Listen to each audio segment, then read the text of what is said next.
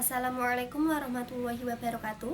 Saya Nabila Miza Alifia dengan NIM 301250010, Fakultas Ilmu Sosial dan Ilmu Politik, Program Studi Ilmu Komunikasi. Pada kesempatan hari ini, video ini dibuat untuk memenuhi tugas ujian akhir semester pada mata kuliah Dasar-Dasar Ilmu Politik.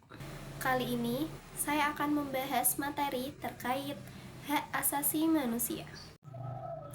Pernahkah kalian membayangkan sebuah dunia di mana kita tidak punya hak untuk berbicara, bersekolah, atau bahkan sekedar menjadi diri sendiri?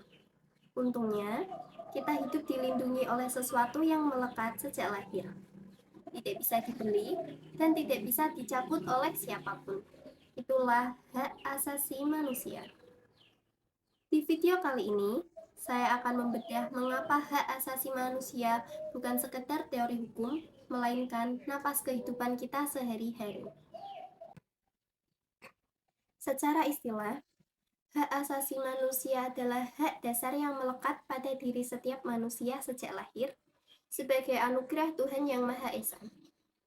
Hak ini bersifat universal, tidak dapat dicabut, dan berlaku bagi semua orang tanpa membedakan suku, agama, ras, gender, ataupun status lainnya.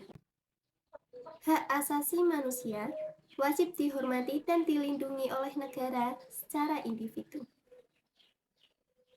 Sifat dasar hak asasi manusia universal, berlaku untuk semua manusia dimanapun.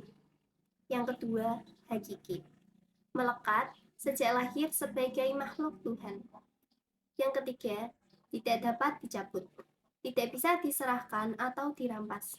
Contoh hak asasi manusia, hak sipil dan politik, serta hak ekonomi dan sosial budaya, yaitu hak bekerja dan berpendidikan. Dasar Hukum Indonesia diatur dalam Undang-Undang Dasar 1945 serta berbagai peraturan perundang-undangan. Misalnya, Undang-Undang Nomor 39 Tahun 1999 tentang Hak Asasi Manusia. Tujuan utama hak asasi manusia melindungi martabat manusia, menegakkan keadilan, dan menjamin kebebasan individu dari kewenang-wenangan. Ciri-ciri hak asasi manusia.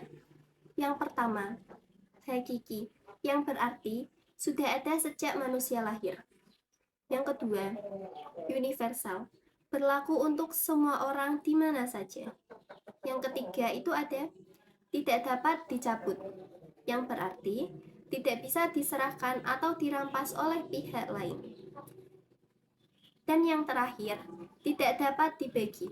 Semua orang berhak mendapat semua hak, dari sipil, politik, ekonomi, sosial, dan budaya. Jenis-jenis hak asasi manusia secara garis besar dibagi menjadi dua kelompok utama. Yang pertama, hak sipil dan politik, di mana hak untuk hidup, bebas dari siksaan, kebebasan berpendapat, dan hak untuk memilih. Yang kedua, hak ekonomi, sosial, dan budaya, di mana hak atas pekerjaan, pendidikan, kesehatan, dan standar hidup yang layak. Landasan hukum utama hak asasi manusia di Indonesia meliputi Pancasila, terutama sila kedua yang berbunyi kemanusiaan yang adil dan beradab.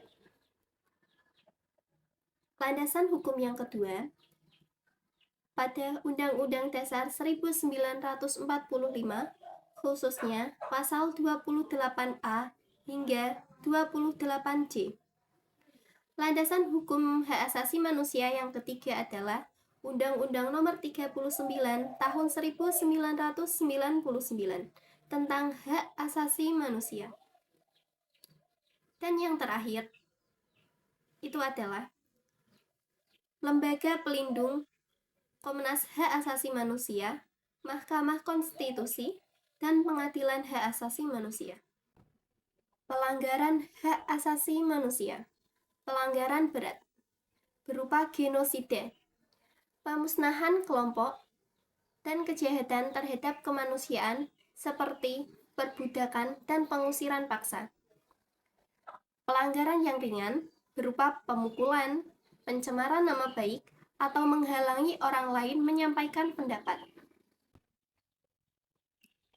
Penyebabnya adalah penyalahgunaan kekuasaan, kesenjangan ekonomi, atau rendahnya kesadaran hukum. Tantangan hak asasi manusia di era digital. Yang pertama berupa privasi data, di mana perlindungan data pribadi dari kebocoran. Dan yang kedua, kekerasan verbal di media sosial. Dari penjelasan saya tadi, hak asasi manusia dapat disimpulkan bahwa hak asasi manusia bukan sekedar aturan hukum, melainkan nilai kemanusiaan yang harus dijunjung bersama. Menghormati hak orang lain adalah cara terbaik untuk melindungi hak kita sendiri.